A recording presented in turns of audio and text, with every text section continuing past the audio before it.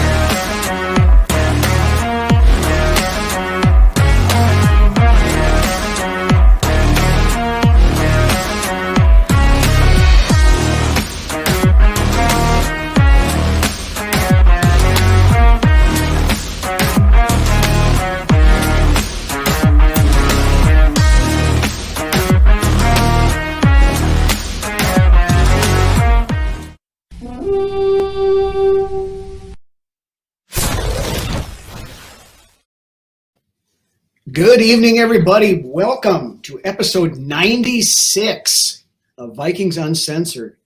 Brian Robinson episode, baby!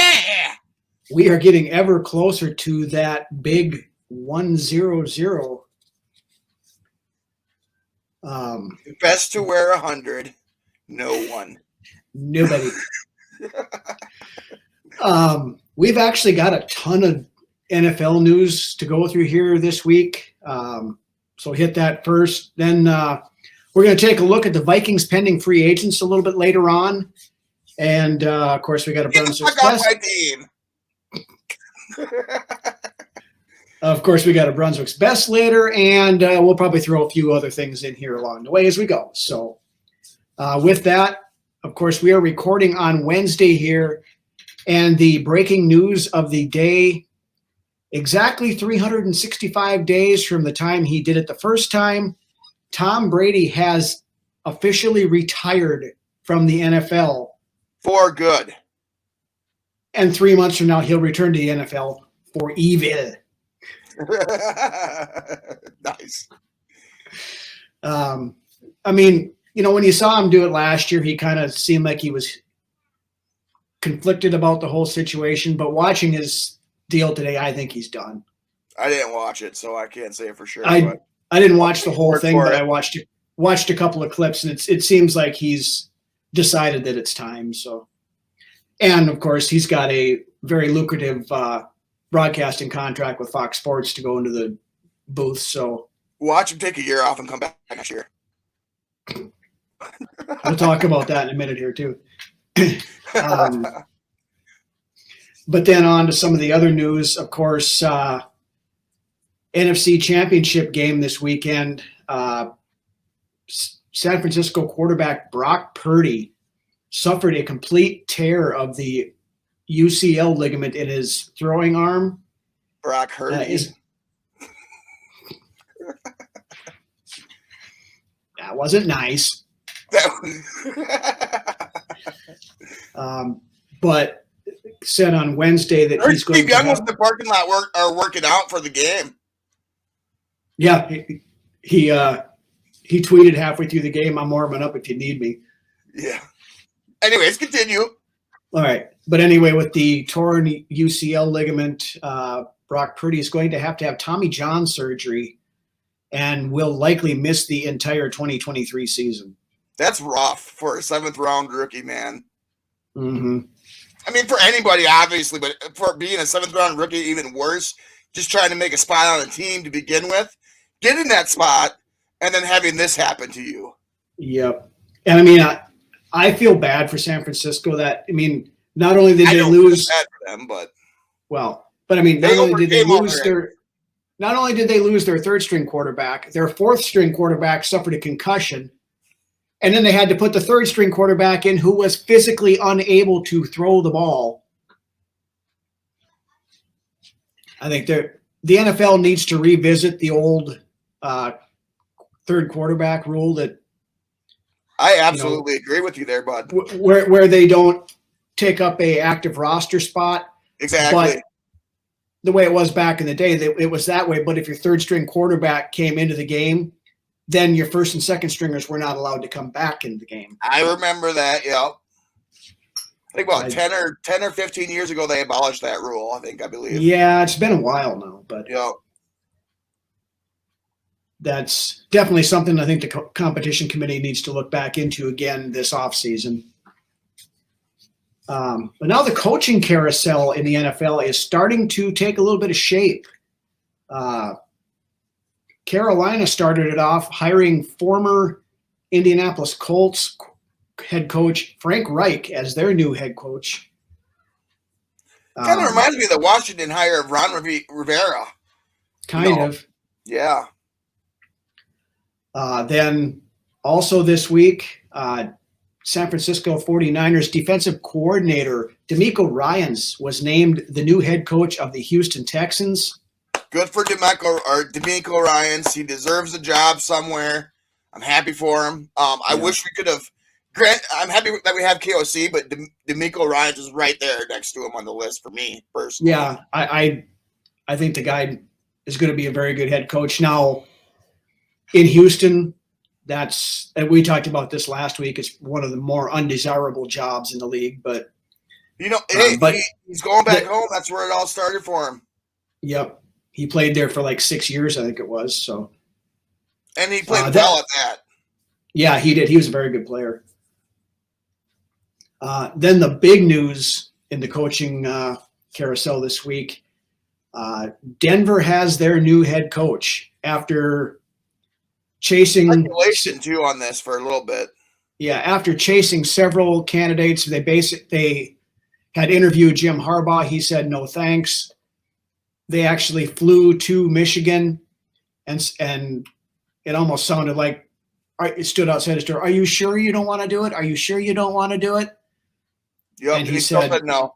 He still said no after a little bit of this. Mm-hmm. But the Denver Broncos made a deal with the New Orleans Saints for head coach Sean Payton to return to the sidelines.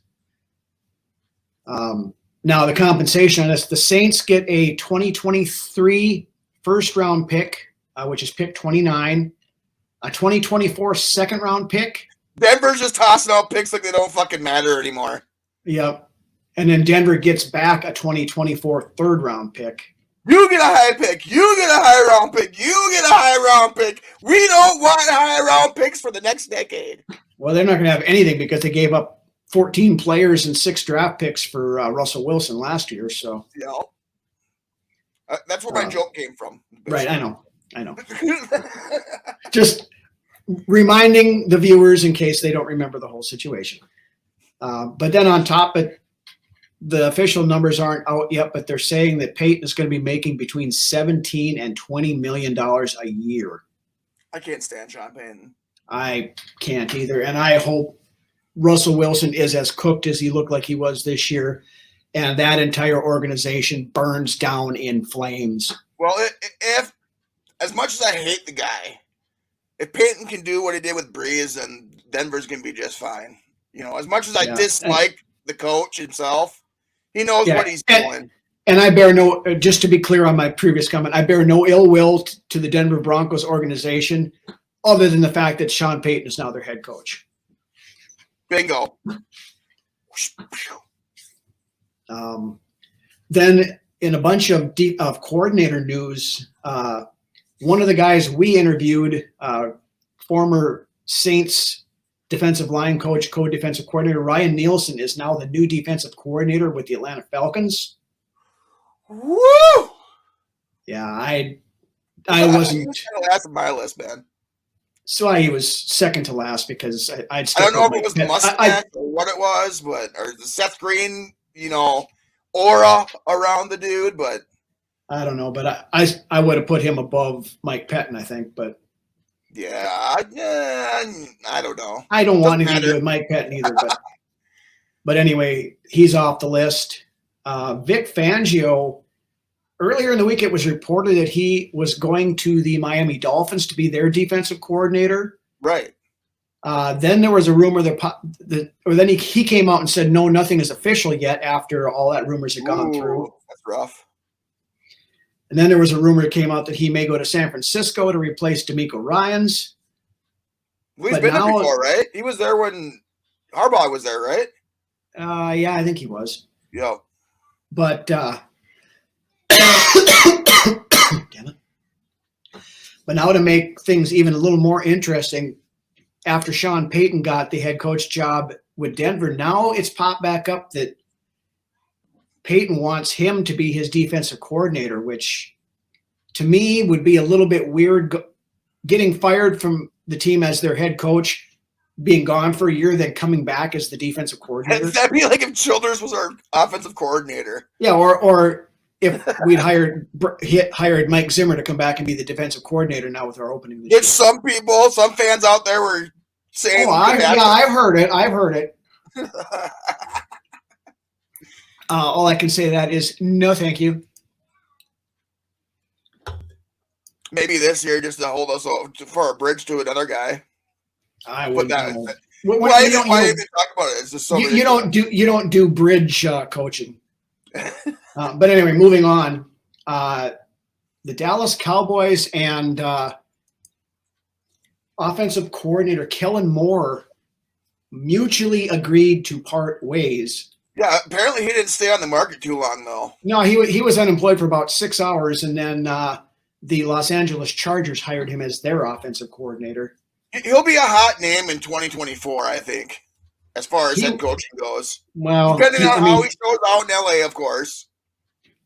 He was last year too, but then with all that, there leaves 2 head coaching vacancies left: Indianapolis and Arizona. Now, Arizona, sounding like it's kind of the sticky widget right now. Brian Flores is up for the job, among others. But now Arizona this week, after the Bengals were eliminated, requested to interview both coordinators. Defensive coordinator Lou Anarumo interviewed on Thursday. Offensive coordinator Brian Callahan on Wednesday. Then on Tuesday, they also brought in Giants offensive coordinator Mike Kafka. So it doesn't seem like Arizona's anywhere close to making a decision. Wide open down there in Arizona. Mm-hmm. Which such a hot commodity of a job area. Apparently so, because on top of that, also everybody wants to coach Kyler Murray now. Mm-hmm. One of the other that was originally a front runner was current Denver defensive coordinator Ejiro Evero, right, who on Wednesday, was it was rumored that the Vikings had put in a request to interview him. So he's apparently in the midst. Waiting. We were just waiting for that to happen. Mm-hmm. Amongst a lot of you as well, I'm sure, out there watching. Yep. Now, the way it sounds like we're waiting to interview him till we find out if he gets a defensive or the head coach job in one of those 2 places. So that's a top 3 for me. Who do you think they are? Yeah, Flores, Evero, Desai, and Desai. Yeah, basically the 3 guys we have left on the list now. But for me, of those 3 guys, it's Evero or Flores would be my 1A, 1B, and then Desai after that. But if we get them on the fucking same staff, that'd be fantastic. Yeah, we're not going to get them all, though. No. They're not Pokemon. We're not going to catch them all. Right. Then also this week, being, of course, the Philadelphia Eagles are headed to the Super Bowl. Boo. Yeah. Danielle Hunter was named to the Pro Bowl, replacing Hassan Reddick. So Vikings now have a total of 7 Pro Bowlers this year. Woo. Yeah. Pro Bowl the Pro Bowl means nothing when you got Tyler Huntley. That was going to be making the Pro Bowl in the AFC when he. That was started 3 games. 4 games. Yeah, that was the other thing, and the outrage over this all over the place. Just people are just begging the NFL to take the Pro Bowl out behind the barn and put it out of its misery. Because just get rid of it. Yeah, just fucking scrap the whole thing. Yeah, just make a list. It has not been good since the end of the 90s, the early 2000s. No, but what we're talking about here, if you guys aren't aware of it, backup quarterback for the Baltimore Ravens, Tyler Huntley, was named to replace Josh Allen in the Pro Bowl. The guy started 4 games this year, threw for 658 yards, 2 touchdowns, and 3 interceptions. He threw 2 more touchdowns than you and I did. Only 2.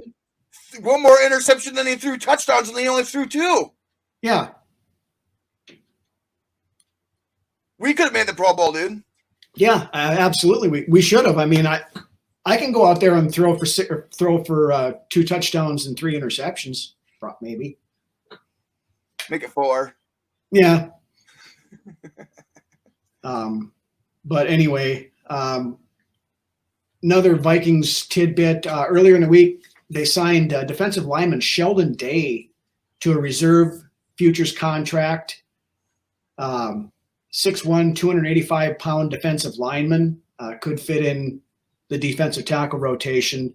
He's been around for a little bit. He played pretty well against us in that 2019 divisional round game. He was with San Francisco at that point in time. He's a camp body, if nothing else, anyway, to kind of see if he. A lot of these names that we sign at this point in the off season, you know, if you want to call it that now. It's like the guys like last year, like Julian Taylor, that they didn't even end up making the team anyway. So right. Sorry, I you know, put you out there like that, Julian. I apologize. I'll call you later and talk to you about it. But yeah, you're just the name that came to mind. Obviously, his name's stuck in your head. So right. Then I guess one other bit of major news this week from the NFL, which will lead us into our next segment. The NFL set the 2023 salary cap at $224.8 million. Just get rid of it. Just get rid of it. No. Get rid of the salary cap. No. Make this baseball. Fuck no. I will argue that till I am blue in the face and pass out. You do not get rid of the salary cap. New England Yankees. Yeah, that's just it. You'd have 3 teams that are picking up every big name free agent they can. No, I'm sorry. I like it the way it is. If they were to do away with the salary cap, I would have to have words with Mr. Goodell and the ownership groups. They don't want that. No, they don't want a bad rhino on the loose at NFL headquarters. No. You've heard of a bull in a china shop. You get rhino in the NFL headquarters. It'd be a lot worse. Right. Moving along. Moving along. Yeah, let's pull that car back on the road here again. And we'll move on to the Vikings free agent list for this upcoming offseason. We got quite a few guys on here. So we'll just kind of roll through them, and I think we'll just kind of do a quick discuss, you know, whether we think they're worth bringing back, let them walk, or... As we do these off-season shows, I have, like, flashbacks of last year's shows that, you know, it's like deja vu. Have I been here before? Let's do it. Deja vu all over again. Yep. So we'll start off. The first one is defensive lineman Delvin Tomlinson. This is a good one to start with. Mm-hmm. Now, he actually has his contract voids out at the end of this year, but we still end up with $7.5 million in dead cap that we have to pay regardless of what happens. Right. So what would you like to see done with Mr. Tomlinson? If we could bring him back at the right price, I'm all for it.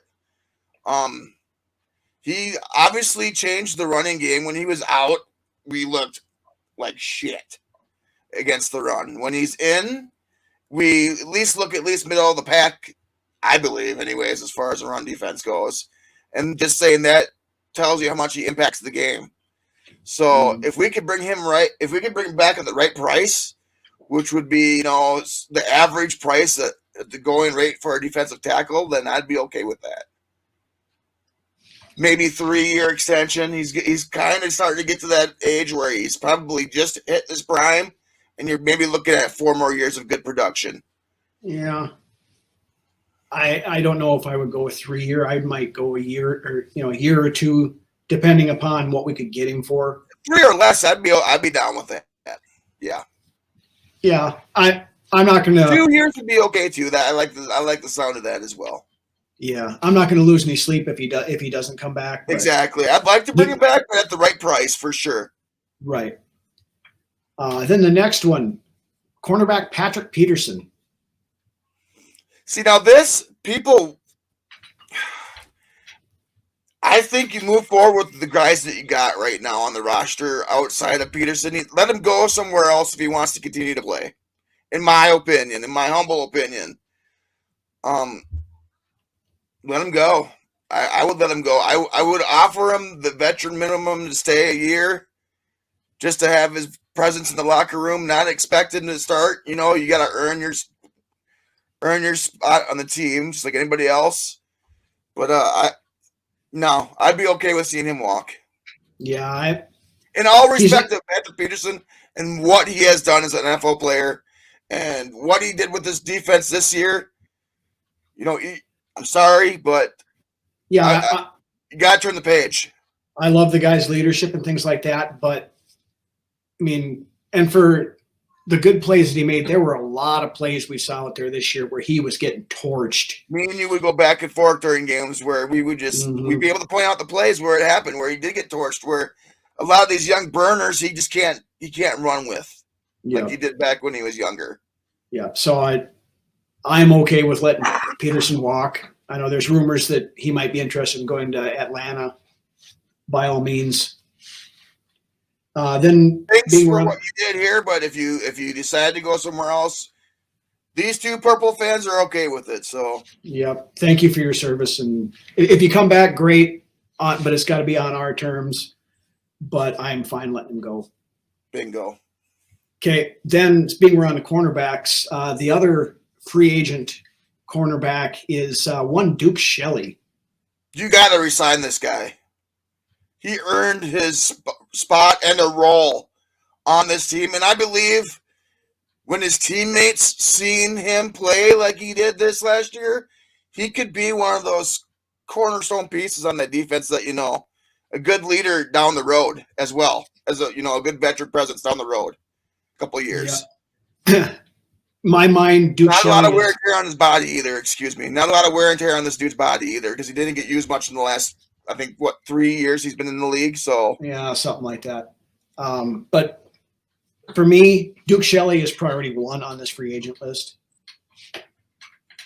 And he earned it. He earned it. He absolutely did. And the team, the core of the team that's seen him play, they're gonna think the same thing. I'm guessing. Yeah, and we should be able to get him at a relatively reasonable price yet. He's not elite cornerback status, but he's very good player. Give him a respectable contract for sure. Yeah. But yeah, make him earn that elite contract is what we're saying. Mm-hmm. I love the guy. I love what I've seen in him. I do. I love the fact that he could come in and that he made himself known and earn that spot. Because when it was time for Dancer to come back, he never let it go. So, right. All right. Then the next one on the list, center Garrett Bradbury, unrestricted free agent. I think you could get somebody in the draft here at center. There's a couple of good ones that you could probably get in the second round. Except we don't have a second round pick right now. I know, but I look for us to get one at some point. Wouldn't surprise me, yeah. I'd be okay with Bradbury leaving. He won me over this year. He a year where he played like he should have been playing the last 4 years. So, except for the wild card game. Yep. Dexter Lawrence ate his lunch in the wild card game. He did, but that is, well, you coming off of the IR too. I mean, no excuses, but there's some truth to that. Yeah. I would be okay if it came down to it. Another team friendly deal, 2-3 year deal because he's still young. And if he continues to play at the level he did this year, then that would be a win for both sides because he could ink up another contract somewhere else then too. As long as we can find somebody can play at the level Bradbury played at this year, I'm fine letting him go. I don't want to go pay Bradbury a big dollar center contract because I don't think he's worth it. I want to see more. I mean, we saw 3 years of awful and 1 year of decent. We're on the same page for sure. So I'm okay with him leaving. Next one on the list, backup quarterback Nick Mullins. I'd be okay bringing him back, depending on what we do in the draft this year. So, just with that being said, I'd be okay taking him back, bringing him back. He's competent at doing what he is, at what he does. Yeah, I mean, regardless of what we do in the draft, I think a 1 to 2 year deal on Mullins is. I mean, you're going to get him for a couple $3 million a year. I think it's well worth it.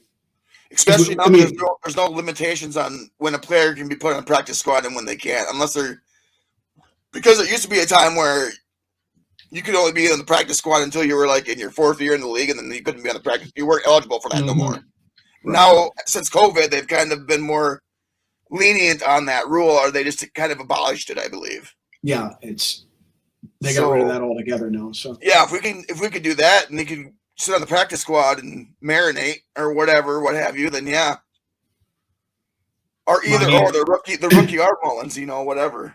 Realistically, I mean, Kirk would most likely be our starting quarterback, and I want somebody who's ready to step in and play, which would be Mullins. Right now, Kirk Cousins is our starting quarterback. Yeah. So we're just going to go with that. But there's chatter out there as well. As there always is. Every year that Kirk's been here, there's always been some sort of background noise. Right.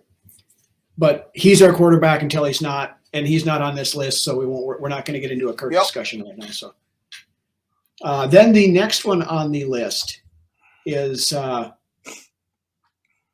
kicker Greg Joseph. I wouldn't lose any sleep if we get it and bring him back. I really don't. I don't really care to bring him back myself. He's too up and down. I mean, yeah, he runs hot cold for sure. We run through this with so many different freaking kickers that the thing that gets me the most is how many goddamn times he was missing extra points this year. When's the last time we've even had a franchise kicker? I mean, Blair Walsh was here for a 3-year stint, maybe 2.5 years. We had He was supposed to be our kicker of the future. We had one in 2018, and Mike Zimmer got pissed and cut him out. Gave up on him too early, too soon. But that's the thing. That's the thing too. Would his career have been the same if he stayed, or maybe it was best that he went somewhere else? Maybe he would have sucked ass if he would have stayed here. Who knows? I don't know, but kickers and sucking ass is pretty much synonymous with the Vikings. So, yeah, right, for sure. It's been a while. Like I said, it's been forever since we've had a kicker that has been here for over 2 or 3 years at a pop. Mm-hmm. And if we do get the guy, it's some guy that's been around the league for years. Right. All right, moving on. Next on the list, nickel cornerback Chandon Sullivan. No, get him out of here. He was the weakest link in there. He was the weakest link in that pass defense all year last year. And every time I seen who he lined up against, I cringed. Every fucking game. Mm-hmm. Yeah, the only time he did anything good all year long was that game when he had those 2 scoop and scores called back on him. Right. That was the highlight of his fucking season, and they didn't even count. So. Yep. And then every other time it was the quarterbacks would target him constantly, and then they would learn to put their number 1 in the slot on Chandon Sullivan. So then Sullivan got ate alive last season. Yeah, and we talked about this when we signed him. I wasn't a fan of the signing at the time because he wasn't that good in Green Bay either. But anyway, moving on. Tight end, Irv Smith Jr. I'd bring him back on a make it or break it 1 year deal. For sure. If he'd be willing to go for a team friendly deal, like I said with the others in the back, a make it or break it 1 year deal. You show the NFL you got it, or you're out of the fucking league, son. And I think that's going to go for any team that signs this dude. Now, Irv Smith was on social media here a week or so ago, and it's the way he was sounding. He's pretty much resigned to the fact that he will not be back. And I'm perfectly fine with that. The guy has been nothing but hype for 4 years.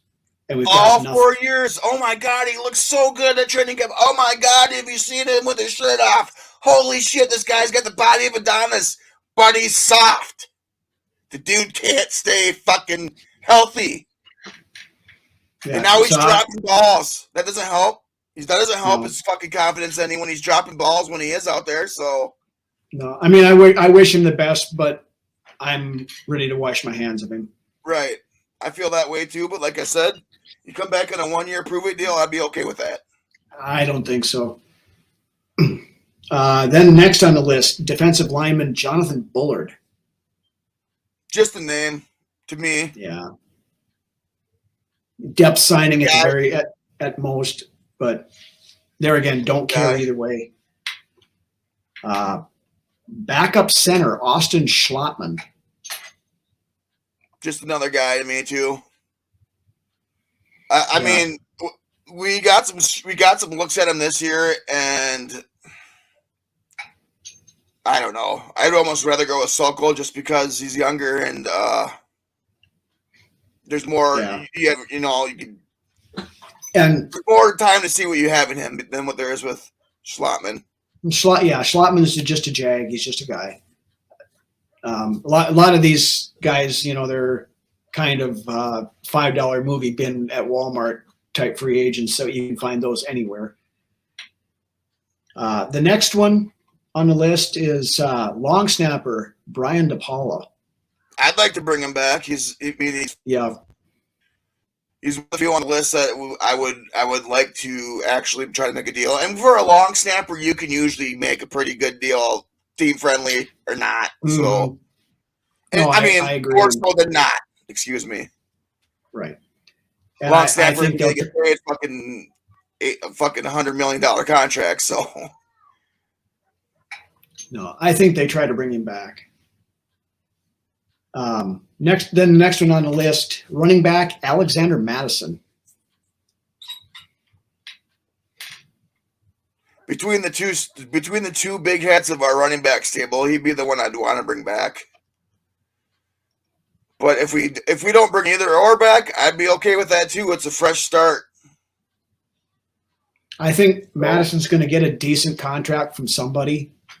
I agree. More than what we would be willing to pay him, and more power to him. He deserves that. But I've made myself clear many times on my thoughts about giving running back second contracts. So you can pick up another Alexander Madison in the mid rounds of the draft or a cheap free agent, things like that. And running backs aren't as covered as they were back in the 90s and early 2000s, or especially in this offense, late 90s. Yeah. Because you're not seeing running backs. I mean, back there when I was growing up, a lot of these running backs you would see go in the top 10 in the draft. That's how coveted they were. Right. I think Peterson might have been the last running back to go in the top 10. Was it Barkley? Barkley go in the top 10. Barkley did. Leonard Fournette did. Zeke Elliott did. They're not as coveted as they were in the past anymore. No. All right, moving on. The next one. This guy is an exclusive rights free agent, so there's a very good chance if we want him back, he will come back. Kiris Tonga.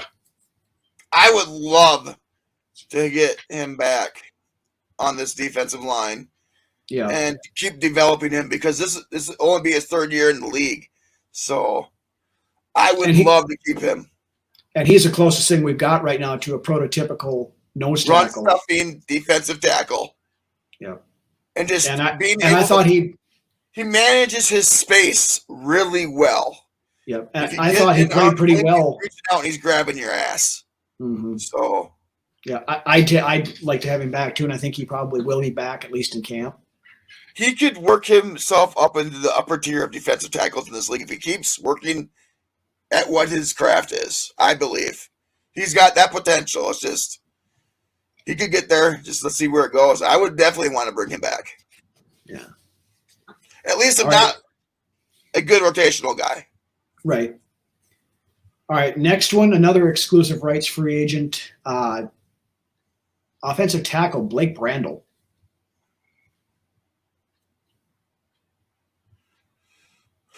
If he wants to come back, yeah, but I wouldn't put up good money for him. No, he's a depth guy at most. At best, a depth guy. Yeah. So. He's one of those guys I couldn't really care one way or the other. So right, exactly. Just a guy. And that's the way the rest of these guys, I think, are going to be my opinion on. The next one, free agent tight end, Ben Ellefson. Here again, another just a guy, was injured most of this year. In cuts, when cut time comes, that would be a better fit than he is. Mm-hmm. Now, I wouldn't be opposed to bringing him back for training camp just to see what, but there again, not going to lose any sleep. Is Munt a free agent? No. I was going to say, because I would keep Munt. I like me some Johnny Munt. Munt is still under contract, so we're good with him. All right, then the next one, offensive tackle Oli Udo. I'm ready to wash my hands of this dude. I mean, he does bring good depth. I'm gonna say that he held his own, especially at the end of the year when we needed it. But he has red flags about his character to me, in my opinion. Did he learn from what the mistake he made this past offseason? I don't know. But I'd be ready to cut ties with the dude if it came down to it. Now, I think at least one of the two, Brandel or Udo, will be back, especially due to the question marks. Due to the question marks around Brian O'Neill's Achilles injury, whether or not he's going to be ready for the start of the season. One of these guys very likely might be starting right tackle. If it comes down between Brandel and Udo, I would hang on to Udo. Okay. I could go either way. You could convince me one way or the other, and I'm not going to argue it too much. So, then the next one, cornerback Chris Boyd, and special teams ace more than cornerback. Probably. Yeah, he's a special teams ace for sure, and that holds some weight, man. Especially when he's one of your top special teamers and a leader of that special teams, because the dude makes plays that can change the momentum of a game on the special team side of the ball. I'd be okay with bringing him back. I would be too. Now, I know that he was a little bit pissed during the season. I think that he wasn't getting more run as an actual cornerback, so I can see him just deciding to move on. And if he does, somewhere where he thinks he could get some more playing time, yeah. Right.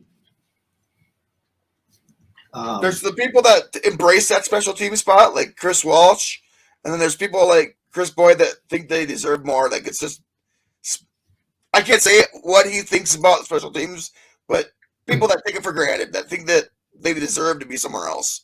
Yeah. But Chris Walsh really embraced that special teams spot. Heath Farwell really embraced that special teams spot. I mean, guys like that. Yeah. So. Yeah. So there again, I think it's 50-50 at best that he's back. The passion for him to want to come back would be really intriguing to me. Mm-hmm. So. Then the final one on the list is wide receiver BC Johnson. I'd give him a look. I'd give him one more training camp. You know, that'd be what I would do. Yeah, I mean, there again, I'm perfectly fine with him walking. Oh yeah, I'd be okay with it. I would be okay with him walking, but I wouldn't mind getting a look at him at training camp. And then if he doesn't look good at camp, then I'd be okay with that. Yeah. Apparently, because by all sounds of it, he had a good training camp last season, and he was slated in as a number 4 guy. Yeah, we've got plenty of number 4 guys, so we got to find a true number 2 guy. Yeah. He could already be on the roster. I mean, just the sense of Thielen taking up that roster spot, taking some of the shine away from somebody that could have provided a little bit more of a shine. Not disrespecting Thielen at all, but you know what I mean. Yeah. All right, so that's our free agent list. And with that, we're going to roll into another one of our classic beer commercials. So head on over to the fridge, grab yourself a cold one, crack it open, check this out, and we will be back in a minute. Being an all-round cowboy isn't always a case of throwing a perfect loop. Sometimes it's a sack of potatoes. And when you're ready for a second opinion, whoosh, head for the beer brewed natural as a mountain stream for a taste as smooth as its name. Whoosh. Well, that was really good. Once more? Sure. Head for Bush Beer. Head for the mountain. All right, we are back. And we really don't have a whole lot of other stuff to talk about here tonight. So we kind of went a little deep into the balls deep. Into the free agents. That's what she said. Oh man. So good. What's that? So we led into that one pretty good. Yeah. So with that, we are going to dive right into the best segment of the show once again, looking at the players to wear number 96 in this week's edition of Brunswick's Best. So why don't you know who you roll that beautiful bean footage? What? They timed that great, didn't you? Yeah. All right, who you got for us this week there, Lance? All right, well, we're doing it. Okay. Okay, well, we've reached that point. We've reached that point in the show. We just rise above and act like nothing ever happened. Okay. Starting off in chronological order, we got Tim Newton. The Minnesota Vikings selected Timothy Reginald Newton, the Icebox, defensive tackle in the 6th round, 164th pick overall of the 1985 NFL Draft. And he played for the Vikings for 5 seasons from 1985 until 1989. After his rookie season in 85, he was named to the BFWA All-Rookie Team. In his time in Minnesota, he appeared in 62 games, starting 25 of those. Newton racked up 8 sacks, 2 interceptions at the defensive tackle position, and 4 fumble recoveries, one of which went for a touchdown. After his time in Minnesota, he spent a couple of seasons in Tampa as a starter, then moved on to Kansas City in his last year, where he once again spent time in a rotational role. For being a 6th-round guy out of Florida, he was able to put together a decent career at defensive tackle and really had a nose for the ball. Tim Newton, you made the list this week.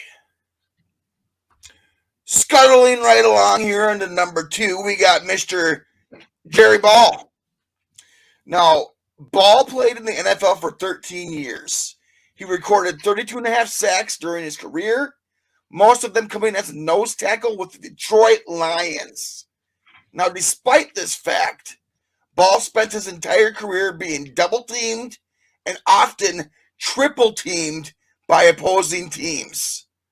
Ball's dominance was such a force that teams would realign their best players to help centers deal with the ball with the pressure Ball kept on the middle of the offense. Known mostly as a run for later in his career, he has been considered one of the best nose tackles of our era. Anchoring the Minnesota Vikings defense alongside John Randall, also a Pro Bowl defensive tackle. If you didn't know, now you know. Ball reemerged as a leader and a dominant force on the Vikings' 15-1 record-setting team. Despite playing with the Vikings in the twilight of his career, spending the majority of his last 3 years there, he started 32 out of 41 games, still commanding the attention and respect that he carried throughout his entire career. Ball emerged as a huge part of that defense as a leader, a mentor, and a player during his time with the Purple and Gold. Just go back and watch the tape and you will see all the little things this guy did for those teammates that he had around him while still being able to play the position at a high level. And for that, Jerry Ball, you made the list, son. I bet that's the only time that anybody's ever talked to Jerry Ball that way. Probably. The dude had some fucking wheels, honestly. At the defensive tackle position, he can move. For as big of a dude as he was a little bit of trivia for you, Rhino. Jerry Ball played fullback in high school, where he rushed over 1,000 yards his senior year. And I played did not know that. on defense. What's that? I said I did not know that. Yes. So this dude had some wiggle and some room in the open field per se. So Jerry Ball, wonderful story. I loved you when you had your time here in Minnesota. I was just a young sprout, maybe 12 or 13 years of age, and I was like, I'm fat. I could run like you. I should be in the NFL. But here I am, doing a podcast with none other than the respectable Rhino. Anyways, moving along to a newer, fresher kind of name here in Minnesota. One of the most, honestly, yes, thank you. That now everybody knows who I'm talking about. One of the most underappreciated guy, or not, I can't say underappreciated outside of Minnesota, but one of the most disrespected guys outside of Minnesota as far as defensive end go. Really underrated in his time in the league, and that is Brian Robison. Or Robinson, excuse me. I'm great at murdering last names. Excuse me. No, not you. No, not me. So he spent all 10 years of his career in Minnesota, piling up 60 sacks in that time, and that's without starting for the first 4 years of his career, playing behind the likes of Jared Allen and Ray Edwards. He really, honestly, should have been utilized. I mean, if he would have been utilized more early on in his career, but you have to credit this guy's patience for just waiting in the wings, waiting for his moment. But you know what? I love this guy from day one. His first snap in purple and gold, I knew that he was something special. He had that great first step off the ball, especially in his younger years, where he was just the quickest one off the line. Yeah. So, and what a great teammate and leader that this team had in the years that he was here and needed to have in those times to keep the team kind of level-headed. Him and Harrison Smith, there was a good combination of veteran leadership there on that defense. Now, he like I said, he played mostly a rotational role in his first 4 years here. He took advantage of every snap that he was given. He had 19 passes defense, which is huge at that position of defensive end, getting those hands up. 13 forced fumbles for B-Rob in his years here. And keep in mind, folks, this dude had no Pro Bowls on his career, no All-Pro considerations. What a goddamn shame, in my opinion, honestly. No respect. Seriously though, B-Rob got robbed, literally. And then he had 8 fumble recoveries, one of which went 61 yards for a touchdown. In the last 7 years of his career, for the first 6 years of that span, he started every single game. I can't say how much I appreciate what B-Rob brought to Minnesota and what he did for this team, and the fact that he stuck it out and was patient until he got his time to shine. And when his time came, he took complete advantage of it. Buddy, you never got the recognition that you deserved. You never got the accolades that you deserved. But as a true Vikings fan, and I speak for everyone in the Vikings community, we love you. We appreciate everything you did. And for that, you make the list this week, Brian Robinson. And he had a pretty sweet sack dance, too. So.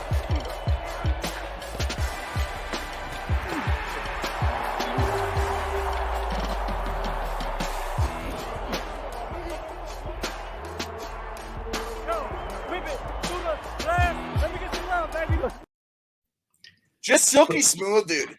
Yep. Silky smooth, and the guy can play the run just as well. Yeah. And for those who don't know, with his fishing celebration there, he now in the off season and now that he's retired, he's a very avid bass fisherman. So that's where that came from. So Catches himself a lot of bass. Mm-hmm. Yeah. That's what she said. Hey, you got that time. But yeah, B-Rob, I love you, man. I'm glad you came back this year for 96 questions. It was great. Mm-hmm. Would love to have you on the show if you're out there watching. I'm sure you are. Just you know my number. You got it in your phone. But you can talk to Greenway for us too. We'd love to get him on too as well. You guys Sure, can come why on not? the same time. Come on, that'd be great. But with that being said, Rhino, what do you think? You think we should call her a night, or what do you got to say? How about you? How about you take it out this week, Rhino? You gonna let me take it out this? All right. We're mixing it up a little bit. All right. So as Brunswick so elegantly put it, that's about all we've got. Thank you guys for watching again. If you've not done so yet, hit that subscribe button down below. It helps us out a ton. Big thank you again to our buddies over at Under the Lights, Minnesota Sports Talk, and Purple and Gold for Days. They had me on as a guest host again this past Tuesday. So if you did not see that, go check that out after you watch this episode. Great group of guys, and we're talking about doing a lot more stuff with them back and forth. So keep your ears peeled and your eyes open for that kind of stuff coming down the pike. Beyond that, the off season's here. We're going to start some positional breakdowns and stuff here in the upcoming weeks, and start looking at potential draft prospects and things of that nature. A whole lot of shit going on coming up. Whole lot of stuff going on, a whole lot of stuff for you guys. So stay tuned.